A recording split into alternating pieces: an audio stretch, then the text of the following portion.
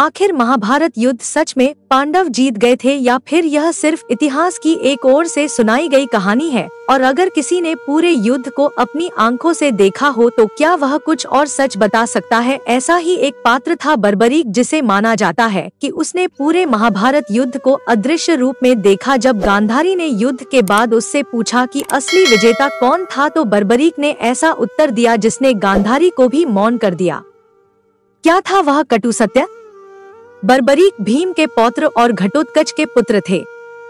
उनका जन्म एक वीर कुल में हुआ था, लेकिन उनसे भी बड़ा उनका व्रत था, सदैव हारने वालों का साथ दूंगा। बर्बरीक के पास 3 ऐसे बाण थे जो जिस भी लक्ष्य को चाहते उसे नष्ट कर सकते थे। युद्ध से पहले वे श्री कृष्ण से मिलने आए युद्ध में भाग लेने के लिए, पर श्री कृष्ण ने उनकी परीक्षा ली और फिर उनके निर्णय ने सबको चौंका दिया, क्योंकि अगर बर्बरीक युद्ध में उतरते तो पूरी महाभारत की दिशा ही बदल जाती। जब श्री कृष्ण को पता चला कि बर्बरीक युद्ध देखने नहीं बल्कि लड़ने आए हैं, तो वे चिंतित हुए। उन्होंने पूछा, तुम किस पक्ष से युद्ध करोगे? बर्बरीक ने शांत भाव से उत्तर दिया, मैं उसी का साथ दूंगा जो हार रहा होगा। यह सुनकर श्री कृष्ण गंभीर हो गए, क्योंकि अगर बर्बरीक युद्ध भूमि में उतरते तो लगातार पक्ष बदलते रहते, अंततः कोई भी विजय नहीं रह पाता। श्री कृष्ण ने उनकी शक्ति को परखने के लिए एक पेड़ की ओर इशारा किया जिसकी कुछ पत्तियां लहर रही थी। उन्होंने कहा, इन सभी पत्तियों को एक ही बाण से भेदो। बर्बरीक ने बाण चलाया। बाण हवा में घूमता रहा और सभी पत्तियों को भेदता चला गया। एक पत्ती श्री कृष्ण ने अपने पैर के नीचे छिपा दी थी। बाण जमीन तक पहुंचा, रुका और वहीं घूमने लगा। श्री कृष्ण मुस्कुराए, लेकिन उनका मन गहराई में डूब गया। श्री कृष्ण ने बर्बरीक की शक्ति देखकर एक गहरी सांस ली। वे समझ गए कि अगर बर्बरीक युद्ध में उतरे तो उनकी तटस्थता महाभारत की पूरी दिशा बदल देगी। इसलिए श्री कृष्ण ने बर्बरीक से एक असामान्य मांग की, अगर तुम सच में युद्ध देखना चाहते हो तो मुझे तुम्हारा सिर चाहिए। यह सुनकर सभा स्तब्ध रह गई, लेकिन बर्बरीक मुस्कुराए और बोले, यदि मेरे बलिदान से धर्म की रक्षा होती है तो मैं सिर कटाने को तैयार हूँ। श्री कृष्ण ने उनका सिर एक ऊंचे टीले पर स्थापित किया और वरदान दिया कि वे पूरे युद्ध को देख सकेंगे। बर्बरीक का कटा हुआ सिर युद्ध की हर चाल, हर छल, हर वीर गति और हर अधर्म को चुपचाप देखता रहा। लेकिन अंत में जब युद्ध समाप्त हुआ तो गांधारी के एक प्रश्न ने इस शांत सिर से वह जवाब मांगा जिसे सुनकर सन्नाटा छा गया। महाभारत युद्ध समाप्त हो चुका था। कुरुक्षेत्र की भूमि पर चारों ओर शव बिछे थे। वीरों की कहानियां समाप्त हो चुकी थी। गांधारी, जिनकी आंखें तो पहले ही बंद थी, अब मन भी शोक से ढका हुआ था। उन्होंने श्री कृष्ण से एक ही सवाल किया, इस युद्ध का असली विजेता कौन है? श्री कृष्ण ने उस सवाल का उत्तर देने की बजाय बर्बरीक के कटी हुई सिर की ओर इशारा किया और कहा, इसने पूरा युद्ध अपनी आंखों से देखा है, इसका उत्तर सबसे सच्चा होगा। गांधारी बर्बरीक के पास पहुंची और पूछा, तुमने सब देखा तो बताओ, असली विजेता कौन था?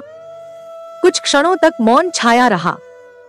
फिर बर्बरीक की धीमी लेकिन स्पष्ट वाणी गूंजी, जहां तक मैंने देखा केवल श्री कृष्ण की योजना, उनकी चतुराई और उनका मार्गदर्शन ही विजेता था। शेष सब तो केवल मोहरे थे। बर्बरीक ने जैसे ही यह शब्द कहे, गांधारी को गहरी सोच में डाल दिया। वह चौंकी, क्योंकि यह वह सत्य था जिसे किसी ने कभी नहीं पहचाना। युद्ध में पांडवों और कौरवों के बीच जो लड़ाई थी, असल में उसकी असली दिशा श्री कृष्ण ने तय की थी। बर्बरीक ने अपनी आंखों से देखा था कि हर पल युद्ध में क्या हो रहा था और किस तरह श्री कृष्ण ने हर एक चाल को इतनी चतुराई से खेला। उन्होंने कहा, जो केवल अपने कर्मों और गुणों से अपने अस्तित्व की पहचान करता है वही विजय होता है। पांडव या कौरव दोनों ने केवल अपनी गलतियों और कमजोरियों से अंत को स्वीकार किया, मगर श्री कृष्ण, जिन्होंने हर कदम पर मार्गदर्शन किया, असली विजेता है। यह सच इतना कड़वा था कि गांधारी की आंखों से आंसू झर पड़े और वह विचारों में खो गई। गांधारी, जिन्होंने अपनी आंखों के सामने अपने 100 पुत्रों का वध होते देखा, बर्बरीक के शब्दों पर गहरे विचार करने लगी। उनका मन द्वंद्व से भर गया। क्या सच में उनकी संतानें केवल एक खेल की तरह थी, जिनका कोई उद्देश्य नहीं था? क्या हर कदम पर श्री कृष्ण ने ही सब कुछ नियंत्रित किया था? वह स्वयं को दोषी मानने लगी। अपनी संतान की हार पर उन्हें हमेशा दूसरों को दोष देना था। लेकिन अब बर्बरीक की बातें उन्हें यह समझा रही थी कि सब कुछ पहले से तय था। गांधारी के दिल में एक ठहरी हुई खामोशी छा गई। उनके मन में यह सवाल गूंजने लगा, क्या युद्ध और शोक के बाद भी कोई सच्चा विजेता होता है? उनके लिए यह सच्चाई स्वीकार करना बेहद कठिन था, क्योंकि यह उनके बेटे की हार को किसी छाया की तरह उजागर कर रहा था जिसे वह कभी देख नहीं पाई। बर्बरीक का सिर, जो युद्ध के दौरान चुपचाप सब देख रहा था, अब युद्ध के बाद का सबसे बड़ा गुरु बन चुका था। उनकी दृष्टि ने महाभारत युद्ध के हर पहलू को देखा था और अब वे इस सत्य को सामने ला रहे थे कि युद्ध कभी भी किसी एक पक्ष का नहीं होता। वह बर्बरीक, जो स्वयं कभी किसी के साथ नहीं लड़ते थे, उनके मन में युद्ध के हर पहलू पर गहरी सोच थी। उन्होंने समझा था कि ना तो पांडवों की जीत थी, ना ही कौरवों की हार। असल में यह सब श्री कृष्ण की महान योजना का हिस्सा था।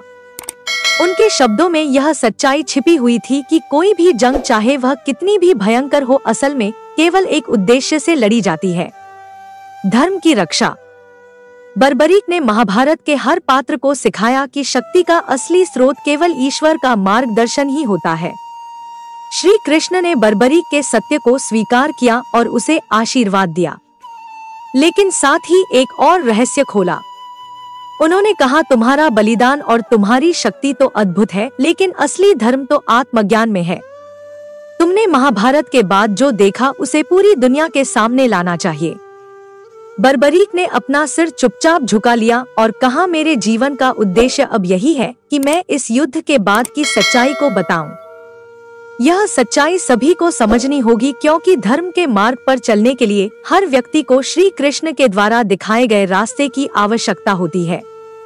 वह समझ चुके थे कि उनका असली उद्देश्य सिर्फ लड़ाई देखना नहीं, बल्कि लोगों को यह समझाना था कि जीवन में हर घटना, हर युद्ध और हर संघर्ष की एक गहरी योजना होती है, जो हमें ईश्वर से मिलकर समझनी चाहिए। बर्बरीक ने महाभारत के युद्ध के दौरान जो देखा, उसकी सच्चाई अब पूरी दुनिया के सामने आनी थी। उन्होंने एक महत्वपूर्ण संदेश दिया, सिर्फ युद्ध जीतने से कुछ नहीं होता। असली विजेता वही है जो अपने धर्म का पालन करता है और जो जीवन में सही रास्ते का अनुसरण करता है। श्री कृष्ण ने युद्ध को जीता, लेकिन यह जीत केवल अस्तित्व की नहीं थी, बल्कि उसे सही दिशा देने की थी। उनके इस संदेश ने महाभारत युद्ध की महिमा को और भी गहरा कर दिया। बर्बरीक का बलिदान हमें यह सिखाता है कि जीवन में हमें अपने कर्मों का सही मूल्य समझना चाहिए। यह संदेश न सिर्फ महाभारत बल्कि हर युग में प्रासंगिक रहेगा, क्योंकि आज भी लोग युद्ध, संघर्ष और जीवन की सच्चाई को समझने में लगे रहते हैं। उनका जीवन, उनका संदेश आज भी हमारे दिलों में जीवित है। महाभारत की यह कथा हमें यह समझाती है कि वास्तविक शक्ति और जीत केवल बाहरी संघर्षों में नहीं, बल्कि अंदरूनी समझ और धर्म के पालन में होती है। बर्बरीक का बलिदान और श्री कृष्ण द्वारा दी गई शिक्षा यह दर्शाती है कि जीवन में हर कठिनाई और युद्ध का कोई गहरा उद्देश्य होता है, जो हमें समय के साथ समझ में आता है। आज हम सबको बर्बरीक के संदेश से प्रेरणा लेनी चाहिए कि सच्ची जीत तब होती है जब हम धर्म, सत्य और ईश्वर के मार्ग पर चलते हैं। अब आपसे निवेदन है कि इस कथा पर आपके क्या विचार हैं? क्या आपको लगता है कि आज भी हम उसी तरह की सच्चाइयों से अनजान हैं जैसा गांधारी थी? अगर आपको यह वीडियो अच्छी लगे तो लाइक करें, अपने दोस्तों के साथ शेयर करें, मेरे चैनल को सब्सक्राइब करें और कमेंट में जय श्री कृष्ण अवश्य लिखें। कहानी सुनने के लिए बहुत बहुत धन्यवाद। मिलती हूँ एक और नई कहानी के साथ।